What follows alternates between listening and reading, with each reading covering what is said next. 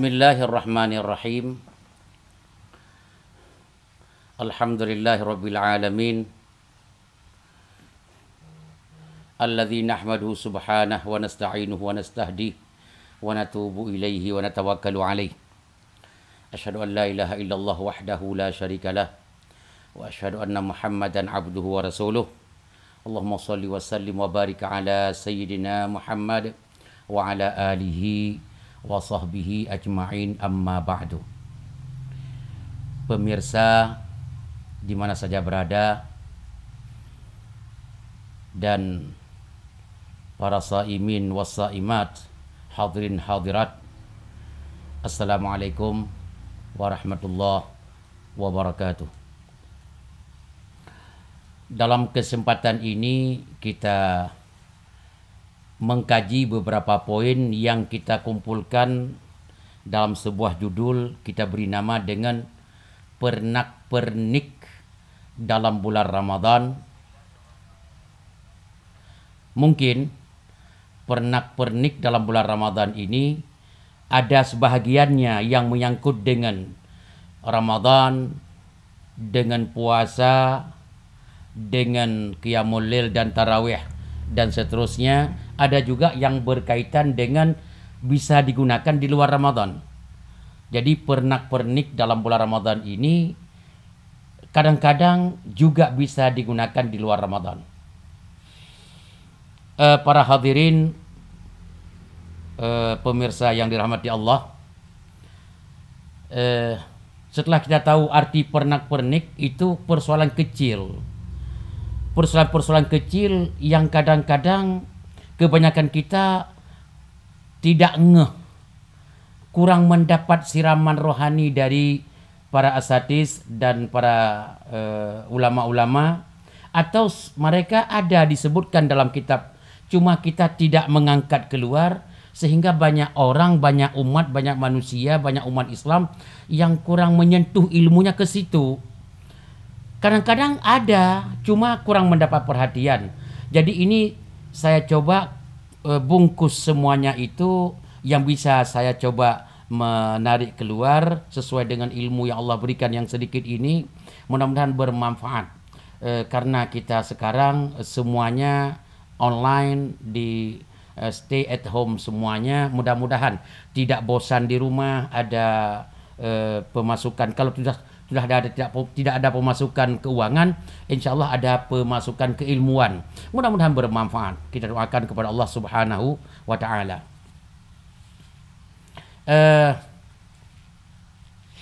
Para hadirin, pemirsa yang dirahmati Allah Subhanahu wa Ta'ala, kita mulai dengan pernak-pernik dalam bulan Ramadan. Ya, yang pertama, dalam bulan Ramadan orang sering menggambarkan dalam pemikirannya yang namanya Ramadan itu adalah pertama, kan begitu, langsung puasa di siang harinya, tarawih di malamnya, paling-paling kebayang baca Quran dan ya zakat fitrah, hal lebaran, sudah.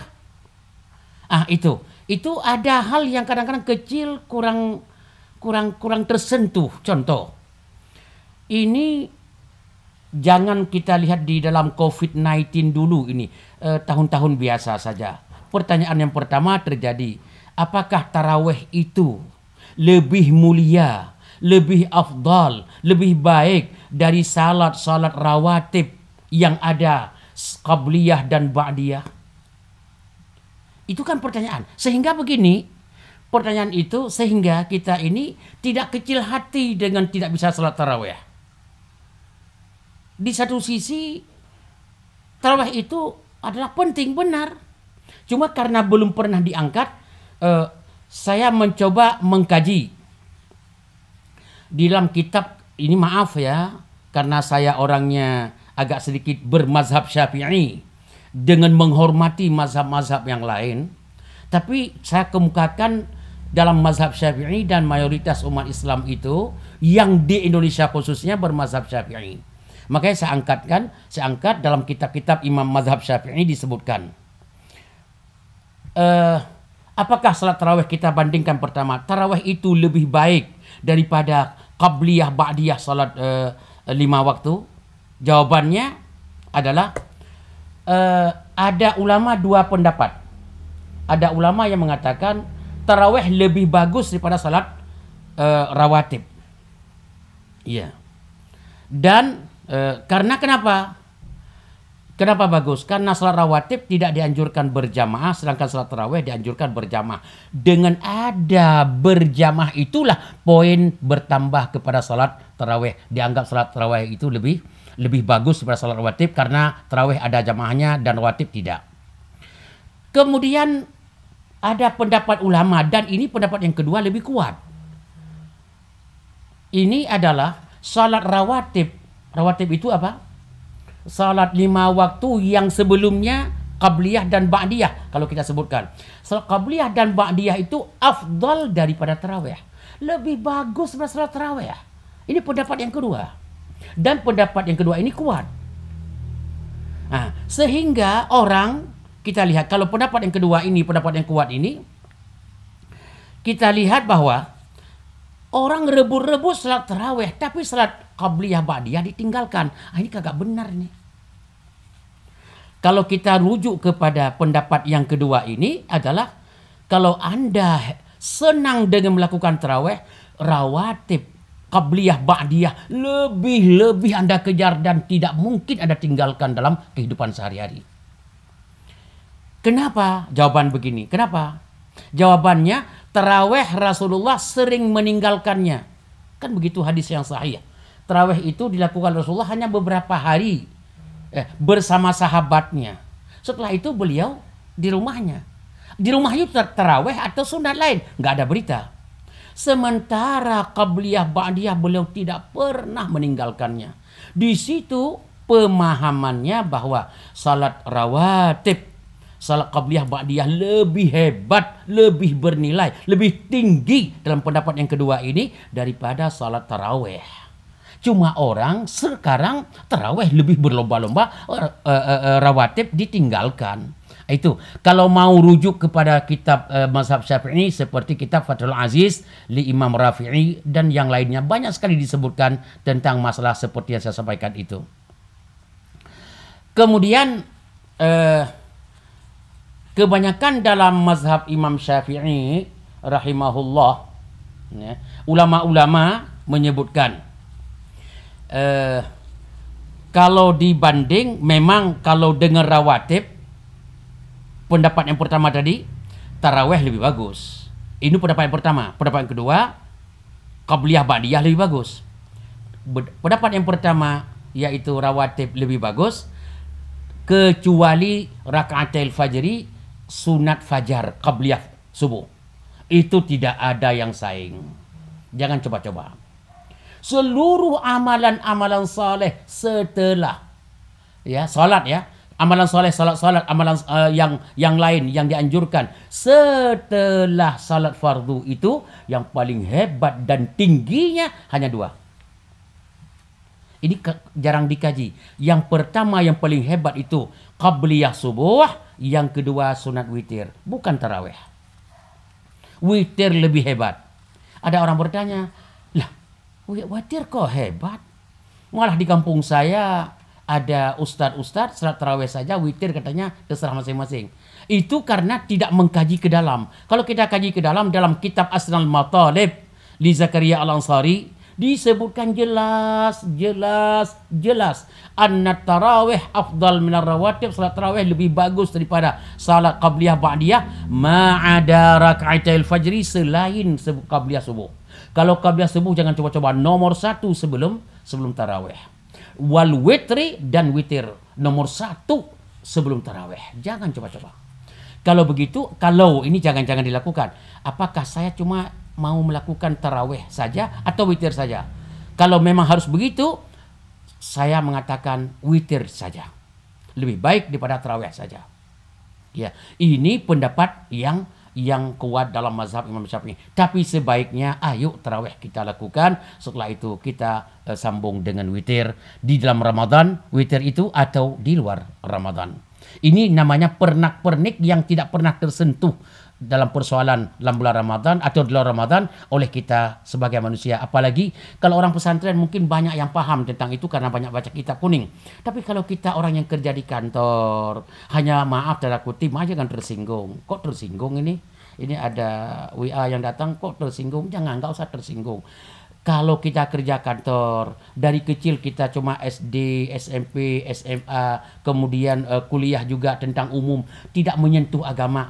Tolong, ini momentum terbaik dalam hidup kita untuk mengkaji agama. Ini jadikan pernak-pernik yang harus kita amalkan dengan baik. Sudah. Kemudian pernak-pernik yang selanjutnya, kita masuk dalam persoalan. Apakah salat tarawih itu harus berjamaah? Atau boleh tanpa berjamaah? Kalau boleh tanpa berjamaah, berjamaah lebih baik atau sendirian lebih baik? Salat tarawih loh. Ini salat tarawih. Coba kita mulai. Kalau merujuk kepada pendapat Umar bin Khattab yang mengumpulkan para sahabat-sahabatnya untuk diimami oleh seseorang yaitu Ubay bin Ka'ab. Itu ahli Quran, ulama yang memahami Quran luar biasa bacaannya. Orang nomor satu lah untuk pada saat itu.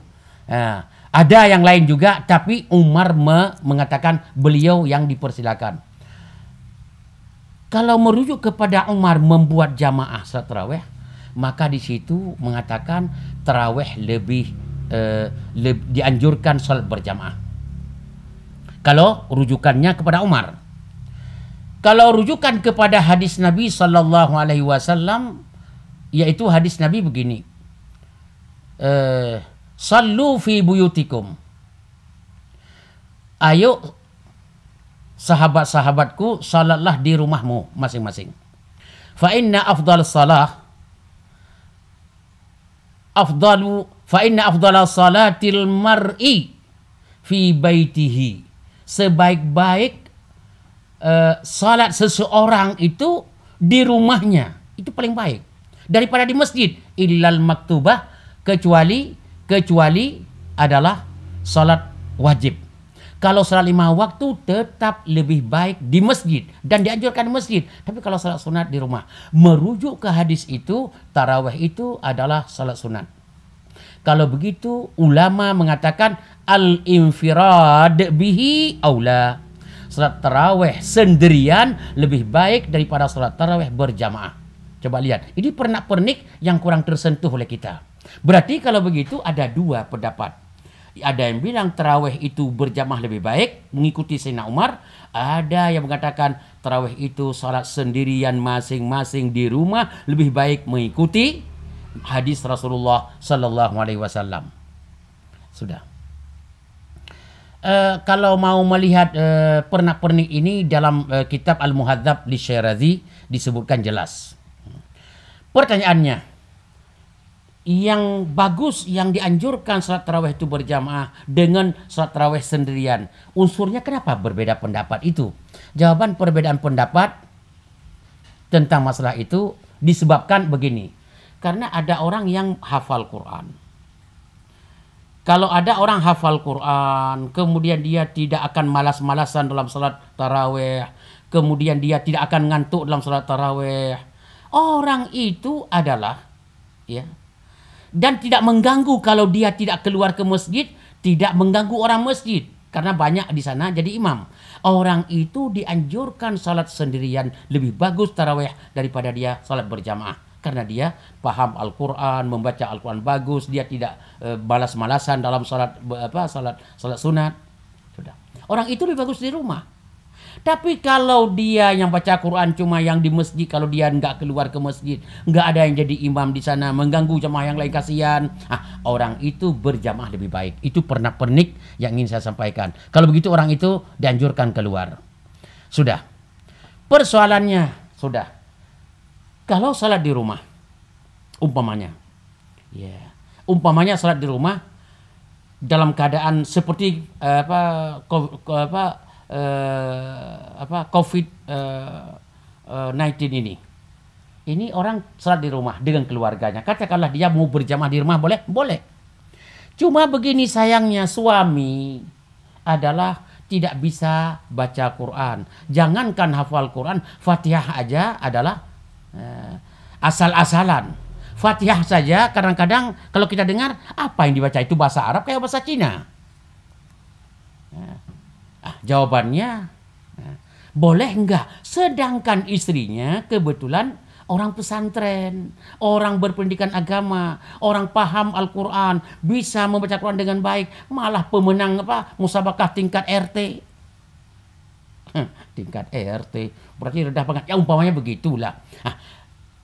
Apakah siapa yang menjadi imam? Si laki-laki jadi imam, sedangkan dia tidak bisa baca Al-Fatihah, Qurannya tidak baik, atau si istrinya jadi imam?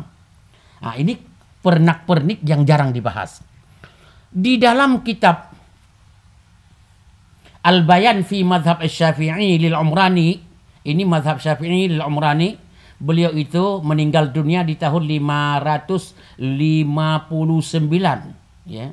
Jadi hampir setingkat Imam Ghazali rahimahumullah. Beliau menyebutkan bahwa di saat seperti itu menurut Abu Thur dan Imam Muzani Syafi'i dan Imam Ibnu Jarir At-Tabari Syafi'i mengatakan yajuzu an takunal mar'atu imaman lirrajuli fit tarawih. Untuk dalam tarawih perempuan ini pernak-perniknya, perempuan boleh jadi imam. Lah, ini aneh kan? Namanya pernak-pernik.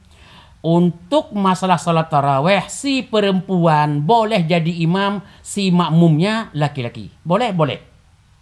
Tapi dengan catatan idza lam yakun qari' ghairaha. Tidak ada yang bisa baca Quran kecuali hanya si perempuan tadi. Lah, kalau begitu imam di depan. Tidak. Wa taqif al-mar'ah, perempuan yang mau jadi imam itu, yang bisa baca Quran itu, taqif tetap dia safnya di belakang laki-laki. Imam di depan, imam secara laki-laki, yang baca Fatihah dan ayatnya di belakang, yaitu si perempuan. Ini ada disebutkan, ya. Kenapa harus begitu? Karena hadis Rasulullah SAW, la ta'ummu imra'atun rajulan, yang perempuan tidak boleh mengimami laki-laki. Makanya laki-laki tetap di depan, perempuan di belakang, tapi perempuan itu adalah yang membaca Fatihah dan membaca ayat dalam salat tarawih. Sampai begitu diatur, Masya Allah. Ini termasuk pernak-pernik yang jarang dibahas dalam kehidupan kita khususnya. Hatta yang saya tahu, hatta di dalam pesantren pun, karena kebetulan alhamdulillah, bukan takabur, alhamdulillah saya di pesantren itu agak sedikit lama, puluhan tahun saya di pesantren. Maka saya tahu di pesantren pun jarang dibahas seperti ini. Ya, mudah-mudahan kalau ada yang sering membahas, maafkan saya, ini belum, informasi ke saya belum sampai. Allah maafkan dosa saya kalau salah yang saya sampaikan. Kemudian pernak-pernik yang selanjutnya. Ini pernak-pernik yang berapa? Saya nggak ingat lagi. Anggap saja pernak-pernik yang selanjutnya. Seorang datang ke masjid lagi salat tarawih, atau di rumah lagi salat tarawih berjamaah. Tiba-tiba dia terlambat. Orang sudah salat tarawih, dia belum salat isya. Lah, orang sudah salat tarawih, dia belum salat isya. Apakah dia ngambil sajadah salatnya di pinggir kolam ikan sana? Atau dia salat tarawih isyanya dulu tanpa berjamaah, dibiarkan imam tarawih lanjut langsung, atau dia gabung dengan tarawih? Jawabannya, salat tarawih tidak mungkin dilakukan sebelum salat isya. Kalau begitu salat isya dulu baru tarawih. Lah, dia belum salat isya, kan orang sudah tarawih. Boleh nggak ngikut orang salat isya kepada orang tarawih? Ini kan pernak-pernik yang jarang dibahas. Yang saya tahu, maaf ya, kalau pesantren-pesantren di Indonesia, pesantren Allahumma shalli ala Muhammad, pesantren yang jarang mengkaji kitab kuning, itu nggak ketemu. Maka saya angkat hal ini dalam pernak-pernik. Boleh nggak orang salat isya mengikuti orang salat tarawih karena dia belum salat isya? Mau salat tarawih dulu nggak sah. Karena tarawih harus setelah salat isya. Boleh nggak orang salat isya mengikuti salat tarawih? Jawabannya di dalam kitab Al-Bayan fi Mazhab Syafi'i disebutkan ayyusallil isya, boleh orang itu salat isya khalfaman yusalli tarawih, di belakang orang salat tarawih. Orang salat tarawih, kita belum isya, salat isya dan berjamaah dengan imam tarawih. Lah, kok sah? Ya begitu. Wahada, ini persoalan ini apabila imam sudah assalamualaikum warahmatullah, assalamualaikum warahmatullah, 2 rakaat, kan orang itu baru 2 rakaat isyanya. Bagaimana? Qamal ma'mum fa'atamma salatahu, imam makmum itu bangun dan menyempurnakan 2 rakaat lagi salat isyanya. Boleh? Boleh. Makanya tidak sepantasnya yang kita lihat orang belum salat isya, tarik sajadah ke belakang, dia salat sendirian di sana, salat isya baru gabung dengan tarawih. Ini termasuk hal-hal yang maaf ya, boleh, cuma sayang pahala jamaahnya ditinggalkan. Kemudian sudah, pertanyaan yang kedua, boleh kalau orang salat wajib boleh mengikuti salat sunat. Orang salat sunat boleh enggak mengikuti salat wajib? Ini contoh begini. Ini contoh. Ada orang salat zuhur berjamaah. Dia sudah berjamaah. Ya. Atau dia sudah salat zuhur, kemudian mau salat sunat. Sunat ba'diyah. Tiba-tiba ada orang salat zuhur. Boleh enggak dia salat sunat mengikut orang yang salat zuhur wajib? Jawabannya kalau sunat itu cuma 2 rakaat yang dia lakukan, zuhur 4 rakaat, terus setelah tasyahud awal imam bangun, dia makmumnya apain? Kan 2 rakaat. Jawabannya ada 2 hal. Pertama, tidak boleh ikut kepada orang yang tidak yang imam salatnya lebih banyak rakaatnya daripada makmum salat sunat sedikit rakaatnya, tidak boleh ikut. Yang kedua, boleh ikut tapi di tengah-tengah tasyahud awal untuk imam dia langsung munfarid, dia langsung niatkan al-firaq, dia meniatkan pisah diri dengan imam dan dia menyempurnakan sendiri tasyahud al-akhir. Ini pendapat cara mengikuti. Kemudian pertanyaan, orang salat wajib, umpamanya begini, dengan baik-baik, orang salat wajib, salat wajib, mengikuti salat wajib, mengimami orang salat wajib, tapi berbeda waktu. Contoh saya katakan, ada orang salat zuhur di belakang orang salat asar, dia belum salat zuhur, tertidur tadi. Begitu bangun-bangun, Allahu Akbar. Ini, lah aku belum salat zuhur, tertidur. Ini salat apa, Pak? Ini salat asar, Mas. Aku belum salat zuhur. Boleh enggak? Ikut saja dengan orang salat asar. Tidak apa-apa. Ini mazhab Imam Syafi'i konkret. Kalau begitu berbeda salat pun diperbolehkan, zuhur atau wajib sama wajib. Sudah. Kemudian disebutkan di sini sudah itu pernak-pernik yang selanjutnya. Ini pernak-pernik yang dalam bulan Ramadan, ya, yaitu ada orang tarawih berjamaah, kemudian dia salat witir, sudah witir dia bobok tidur. Begitu dia bangun dari tidur pas jam 3 malam masih ada waktu, apakah dia tidak lagi salat witir? Apa tidak lagi salat tahajud, tapi karena sudah ditutup dengan witir? Karena salat witir itu penutup. Aku udah tutup, aku nggak salat lagi. Daripada aku salat malam, mending aku main HP aja dah. Jawabannya, kesempatan. Daripada kan sudah saya tutup dengan witir tadi. Kata Ustadz, witir itu salat terakhir di malam itu. Kan sudah. Tadi sebelum tidur, saya kan bangun tidur, kan salat tahajud. Ngapain tahajud? Aku main HP aja karena udah tutup tadi. Jawabannya, boleh nggak salat witir, salat tahajud lagi?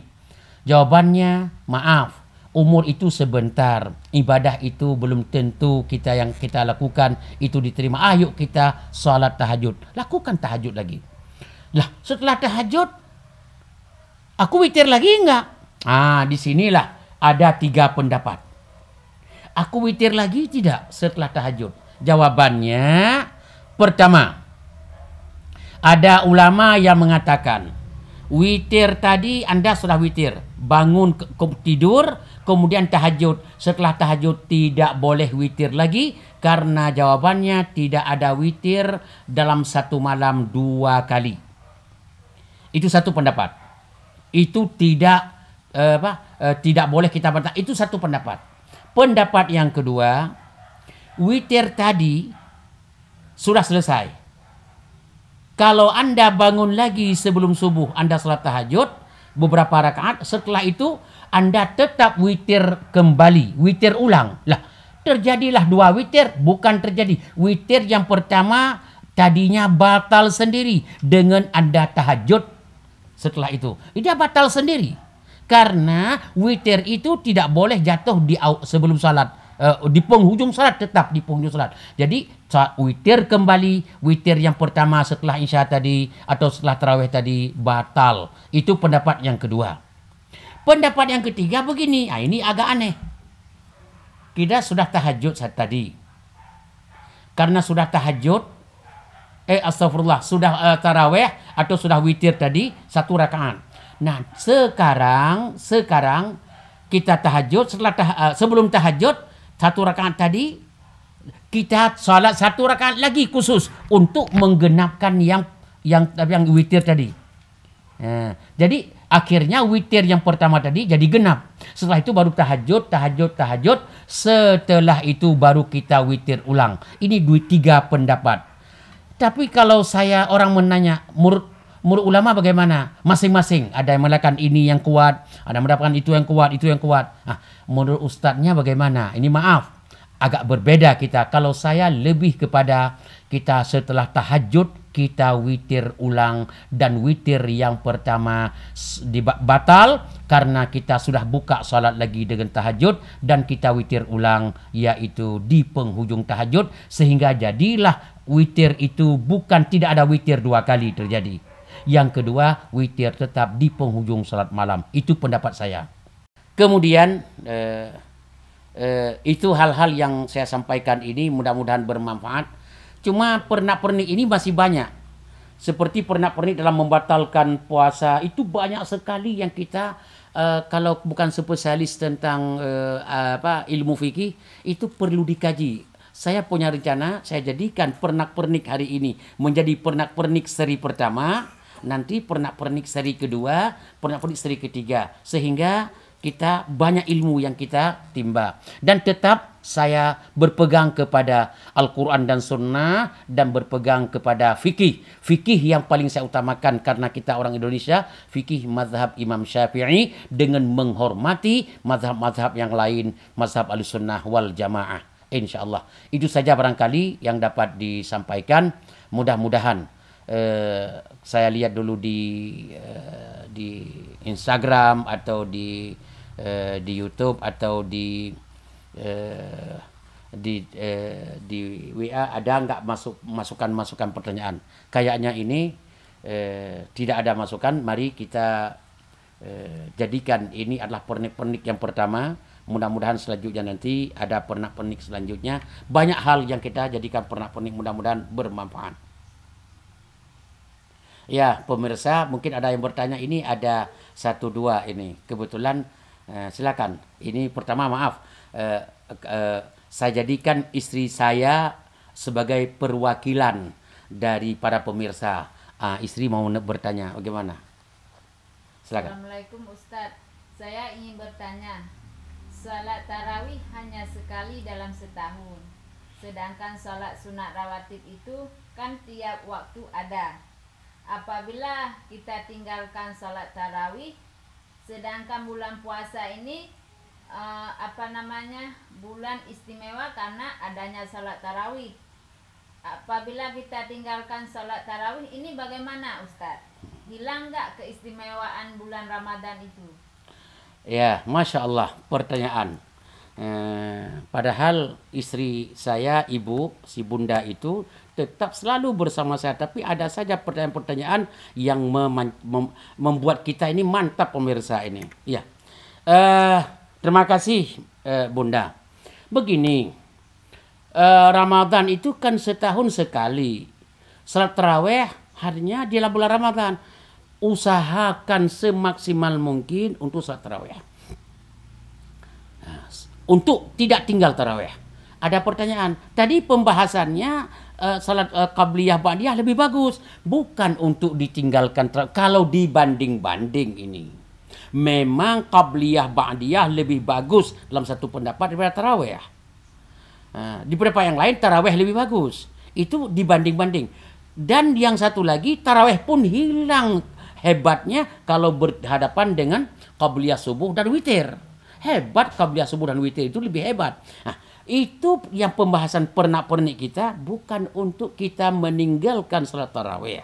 Sayang seperti yang Bunda katakan, salat tarawih itu sangat penting, sangat penting karena dia hanya setahun sekali dan momentum tidak tentunya terulang kembali setelah di tahun-tahun yang akan datang. Jangan-jangan Ramadan tahun ini Ramadan terakhir untuk kita bersama keluarga kita di dunia ini. Mudah-mudahan kita panjang umur dan sehat selalu. Terima kasih Bu atas pertanyaannya. Mudah-mudahan sudah terjawab. Kemudian para pemirsa yang dirahmati Allah, mari kita berdoa dalam keadaan malam Ramadan ini, bulan Ramadan ini. Mudah-mudahan Allah mengkabulkan, khususnya di zaman corona yang sangat kita harapkan untuk cepat berlalu, cepat pergi dan kita selamat semuanya tanpa kecuali. Bismillahilladzi la yadurru ma'asmihi syai'un fil ardi wala fis sama' wa samiul alim. Bismillahilladzi la yadurru ma'asmihi syai'un fil ardi wala fis sama' wa huwas samiul alim. Bismillahilladzi la yadurru ma'asmihi syai'un fil ardi wala fis sama' wa huwas samiul alim. Rabbana kshif 'annal 'adzab inna mu'minun. Rabbana ikshif 'annal 'adzab inna mu'minun. Rabbana kshif 'annal 'adzab inna mu'minun. Allahumma inna na'udzubika min jahdil bala wa darakis syaqa wa su'il qada wa syamatatil a'da. Rabbana atina fid dunya hasanah wa fil akhirati hasanah wa qina adzabannar. Wa sallallahu ala sayyidina Muhammad wa ala alihi wa sahbihi ajma'in walhamdulillahi rabbil alamin. Assalamualaikum warahmatullahi wabarakatuh.